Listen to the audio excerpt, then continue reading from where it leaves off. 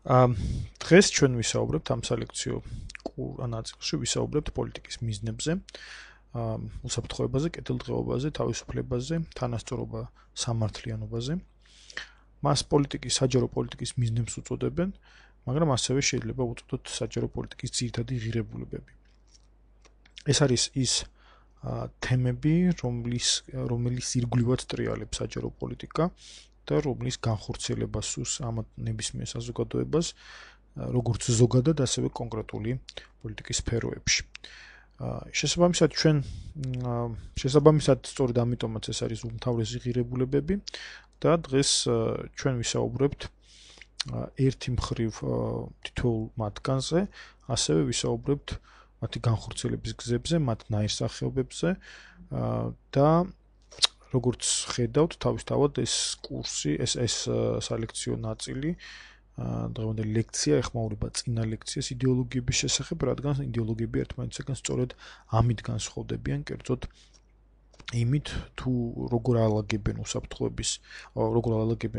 პოლიტიკის, საჯარო პოლიტიკის მიზნების პრიორიტეტებს, რომელს ანიჭებენ უპირატესობას და ასევე რა გზებს გვთავაზობენ მათი განხორციელებისათვის. პირველ ნაწილში ჩვენ ვისაუბრებთ საჯარო პოლიტიკის მიზნებზეც და უფრო მეტად უსაფრთხოებაზე, უსაფრთხოების სხვადასხვა ფორმებზე, მისი განხორციელების გზებზე, სხვადასხვა პოლიტიკებზე, აი სწორედ აქ ჩანს ძალიან კარგად პოლიტიკები, ანუ policies, როგორც ინგლისურად ამბობენ, რომლებიც ემსახურება ამ მიზნის განხორციელებას. შემდეგ მეორე და მესამე ნაწილში კი შევეხებით კეთილდღეობის, თავისუფლებისა და თანასწორობის საკითხებს. იმდენად ურთიერთგადაჯაჭვულია ეს მიზნები, რომ ცნაირია ერთზე ისაუბრო მეორის იგნორირებით, მაგრამ რაღაცნაირად მაინც შევეცდებით, რომ ანალიზი იყოს ერთმანეთისგან გამიჯნული. აი პოლიტიკის მიზნები, ღირებულებები ესეთ სახითაა, შეიძლება გრაფიკულად წარმოვიდგინოთ. ჩვენ მართლაც არ ვიცით, რომელს აქვს უპირატესობა სამართლიანობას, უსაფრთხოებაზე, კეთილდღეობას, თანასწორობაზე, თავისუფლებას, უსაფრთხოებასთან მიმართებაში, თუ პირიქით. და სწორედ აი ამაში მდგომარეობს მთავარი დილემა, არა მარტო პოლიტიკის მეცნიერების, არამედ ძირითადად საზოგადოებისა, თუ როგორ გადაანაწილოს თავისი რესურსები, თუ როგორ მოაგვაროს, მოახერხოს, რომ ყველა ღირებულებას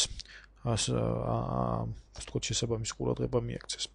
უსაფრთხოება ძირითადი ღირებულებების მიერ საფრთხის არარსებობა, ისეთი ვითარება, ისეთი პირობებია, რომელშიც ის რასაც ყველაზე მეტად ვუფრთხილდებით, რა ძალიან მნიშვნელოვნად და ყველაზე მნიშვნელოვან განზომილებად, ყველაზე მთავარ ღირებულებად მთლიანი საზოგადოებისა მიგვაჩნია, იმას არ ემუქრებოდეს საფრთხე, ანუ ისეთი პირობები იყოს, რომელშიც ის თავს უსაფრთხოდ გრძნობს.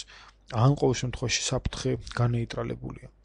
ხედავთ ალბათ გარკვეული წინააღმდეგობა, იმიტომ რომ ჩვენ აქამდე ვთქვით, რომ უსაფრთხოება არის ერთ-ერთი მიზანი და ღირებულება და ახლა კი აღმოჩნდა, რომ ეს ღირებულება, რომელიც რაღაც სხვა ღირებულების განხორციელებას ემსახურება. რეალურად უსაფრთხოება მართლაც წინაპირობაა გარკვეული საკითხებისათვის, უსაფრთხოება წინაპირობაა კეთილდღეობისთვის, უსაფრთხოება წინაპირობაა თანასწორობისთვის და ასე შემდეგ. მაგრამ ეს იმდენად მნიშვნელოვანი ღირებულებაა, იმდენად მნიშვნელოვანი წინაპირობაა უბრალოდ რომ თავისთავად იქცა უკვე ღირებულებად, ანუ ეს არის მიზანი, ეს არის საშუალება, რომელიც თავისთავად ასევე მიზანია და ჩვენ ვნახავთ რატომაც არის ეს ასე და ვნახავთ იმასაც, რომ უსაფრთხოება ხანდახან ყველა ღირებულებაზე მაღლა დგას, რადგან ის არის აპრიორი აუცილებელი წინაპირობა სხვა ღირებულებების, სხვა მიზნების განხორციელებისათვის. უსაფრთხოება ჩვენ შეიძლება თემატურად უფრო სწორად პრობლემების მიხედვით გავყოთ საერთაშორისო და ეროვნულ უსაფრთხოებად. თუ საერთაშორისო უსაფრთხოებიდან დავიწყებთ, ყველაზე მთავარი თემა დღესდღეობით საერთაშორისო უსაფრთხოებაში, საერთაშორისო სისტემაში და ამაზე გვექნება მოგვიანებით საუბარი, საერთაშორისო ურთიერთობებზე დავიწყებთ მივუძღვნით საერთაშორისო ურთიერთობების მივუძღვნით სალექციო კურსებს. ყველაზე მთავარი თემა ეს არის უსაფრთხოების დილემა. იმდენად რამდენადაც საერთაშორისო სისტემაში არ არსებობს საერთაშორისო მთავრობა, ყველა სახელმწიფო ფორმალურად დამოუკიდებელია და ყველა საკუთარ თავზე თავად ზრუნავს. აქ ჩნდება უსაფრთხოების დილემა, იმდენად რამდენადაც სახელმწიფოები ერთმანეთს არ ენდობიან და მხოლოდ საკუთარ თავზე ზრუნავენ, მაგრამ ეს ქმნის გარკვეულ დაძაბულობის სპირალს, რადგან საკუთარ თავზე ზრუნვა და საკუთარი უსაფრთხოების გაზრდა ყოველთვის იწვევს მეტოქეში გარკვეულ ეჭვებს, გარკვეულ შის, რა მიზანი აქვს ამ უსაფრთხოებაზე ზრუნვას, ხო არ არის ეს უფრო მიმართული იმისკენ, რომ აგრესიული ჩანაფიქრი აქვს ამა თუ იმ სახელმწიფოს და ანალოგიურად ის სახელმწიფოც იწყებს ისეთი ნაბიჯების გადადგმას, რომელიც მისი აზრით ის უსაფრთხოებას გააუმჯობესებს. საბოლოო ჯამში ვიღებთ ვითარებას, როდესაც თითქოს და ყველა სახელმწიფო საკუთარ თავზე ზრუნავს, მაგრამ იმ პირობებში, როდესაც არ არსებობს ნდობა, არ არსებობს ერთიანი სისტემა, სადაც სახელმწიფოები საკუთარ უსაფრთხოებაზე იმსჯელებენ, მაინც ეს დილემა რჩება და საერთაშორისო უსაფრთხოება ერთი შეხედვით უარესდება. Რა თქმა უნდა, ცალსახად ვითარება ასეთი არაა თანამედროვე სამყაროში და ჩვენ საერთაშორისო სამართალზე და ორგანიზაციებზე როცა ვისაუბრებთ, ნახავთ, რომ ძალიან მნიშვნელოვნადაა შეცვლილი დღეს საერთაშორისო სისტემა იმისგან, რაც მე-19 თუნდაც მე-20 საუკუნის დასაწყისში არსებობდა. მაგრამ გაჩნდა ახალი საფრთხეები, ეს არის მასობრივი განადგურების იარაღი, ტერორიზმი, ასევე გამოწვევები, როგორიცაა დემოგრაფია, მოსახლეობა ძალიან მაღალი ტემპით იზრდება, მოსახლეობის გამოყვების თემა, მოსახლეობის დასაქმების თემა, ჯანდაცვით უზრუნველყოფის თემა, ეს მსოფლიო მასშტაბის, გლობალური მასშტაბის გამოწვევებია და მასზე პასუხის გაცემა შეუძლებელია ერთი რომელიმე სახელმწიფოს მხრიდან. როგორც ხედავთ, თავისთავად ეს საკითხები ძალიან მნიშვნელოვანია როგორც მთლიანად საერთაშორისო სისტემისათვის, ასევე მისი ნებისმიერი ინდივიდუალური მონაწილისათვის. ანუ ვერ იტყვის მაგალითად რომელიმე სახელმწიფო, მაგალითად საქართველო, რომ რომელიმე ამ საკითხზე ამ საკითხის გადაწყვეტა მას არ ანახულებს. შესაბამისად, ეროვნული უსაფრთხოება გულისხმობს ისეთ მდგომარეობას, როცა საერთაშორისო სისტემის მხრიდან არ არსებობს საფრთხე ისეთი ძირითადი ღირებულებების მიმართ, რომელსაც სახელმწიფო საკუთარ თვითყოფადობას უკავშირებს. ესაა სუვერენიტეტი, ტერიტორიული მთლიანობა, სუვერენიტეტი შეიგულისხმება, რა თქმა უნდა, ისეთი ვითარება, როდესაც მოცემული ქვეყნის მთავრობა უზენაესია მის ტერიტორიაზე და მას ასე ვთქვათ, არ კარნახობს გარედან ვინმე თუ როგორ იმართოს ეს ქვეყანა, ის არის ანგარიშვალდებული მხოლოდ საკუთარი ქვეყნის, საკუთარი მოსახლეობის მიმართ.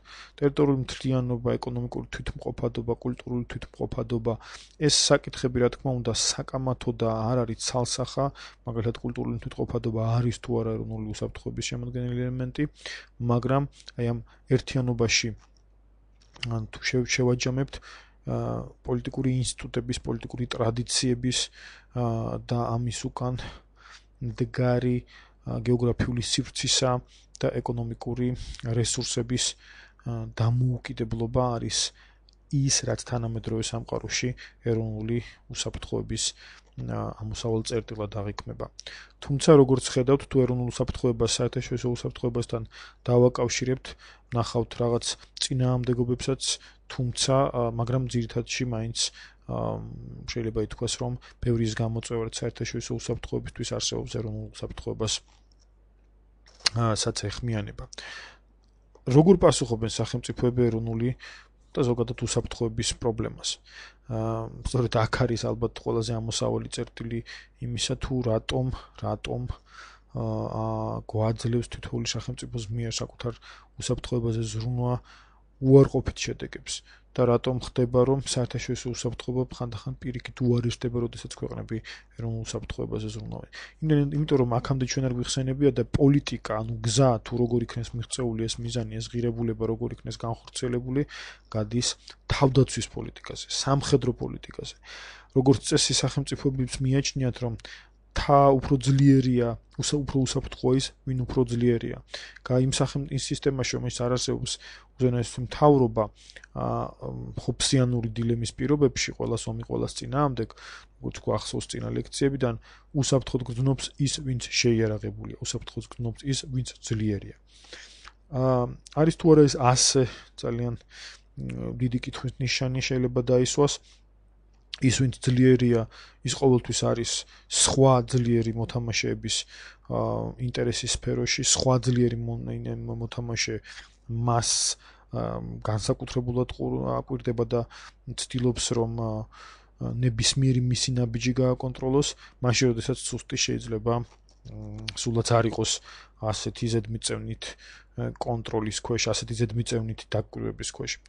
მაგრამ ფაქტია, რომ სახელმწიფოები მას მერე რაც კი საერთოდ პოლიტიკური ერთეული არსებობს, თავდაცვაზე ძალიან დიდ თანხებს ხარჯავენ და მაგალითად თუ ჩვენ დავაყრდნობით ერთ-ერთ ყველაზე აღიარებულ შვედეთის საერთაშორისო სტოკჰოლმის საერთაშორისო კვლევების ინსტიტუტს ნახავთ ამ სურათს, სადაც ამერიკის შეერთებული შტატები 2000 წელს ხარჯავდა თლიანი შიდა პროდუქტის 3.1%, 375 მილიარდ აშშ დოლარს 2009 წლის ფასების მიხედვით და 2001 წლის ტერაქტის შემდეგ, ნიუ-იორკის ტერაქტის შემდეგ ხედავთ რომ 500 მილიარდს გადააჭარბა ხარჯებმა და 2010 წელს შეადგინა კოლოსალური მაჩვენებელი თითქმის 700 მილიარდს მიუახლოვდა. რუსეთის ბიუჯეტს სამხედრო ხარჯებს თუ შეადარებთ, ნახავთ რა ძალიან დიდია განსხვავება ამერიკისა და რუსეთის ბიუჯეტებს შორის 10 მაგიდან კიდევ უფრო დიდია სხვაობა, მაგრამ თუ შევადარებთ თვითონ რუსეთის დინამიკას, აქაც ნახავთ რომ 2000-დან 2010 წლამდე პრინციპში ხარჯების გაორმაგება გვაქვს.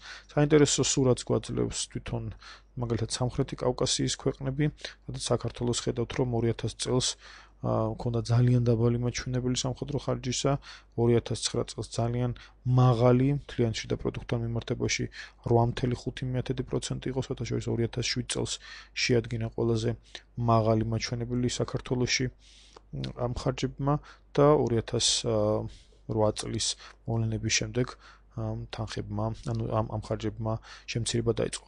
როგორც ხედავთ, ძალიან საინტერესო და სიმპტომურია ეს საკითხი, რომ ქვეყნები ძალიან ბევრს ხარჯავენ თავდაცვაზე და უსაფრთხოებაზე თავდაცვის გზით. და თქვენ ხედავთ მონაცემებს, სადაც კარგად ჩანს, რომ ამერიკის შეერთებული შტატები ისევ სტოკჰოლმის უნივერსიტეტის ინსტიტუტზე დაყრდნობით ამერიკის შეერთებული შტატები 43%-ს, ანუ ამერიკის შეერთებულ შტატებზე მოდის სოფლიო სამხედრო ხარჯების 2010 წელს სამხედრო სამხედრო ხარჯების 43% და მაშინ შესაძაც სხვა ქვეყნებზე, როგორც ჩინეთი, დიდი ბრიტანეთი, საფრანგეთი, რუსეთი და სხვა და 10 ქვეყანა, მასზე მოდის ძალიან ბევრად უფრო მცირე წილი. თქვენ შეგიძლიათ შეხვიდეთ ესე ვთქვათ, აი ამ სტოკჰოლმის საერთაშორისო მშვიდობის კვლევების ინსტიტუტის ვებგვერდზე და სხვადასხვა ქვეყნის მონაცემები ნახოთ, ერთმანეთს შეადაროთ. აქ ჩვენ შევაჩერებთ, ალბათ შევჩერდებით დროებით, საერთაშორისო უსაფრთხოებაზე საუბარს დავასრულებთ და შემდეგი ნაწილიდან გადავალთ, მეორე ნაწილში გადავალთ საშინაო უსაფრთხოებაზე და სხვა ღირებულებებზეც დავიწყებთ საუბარს.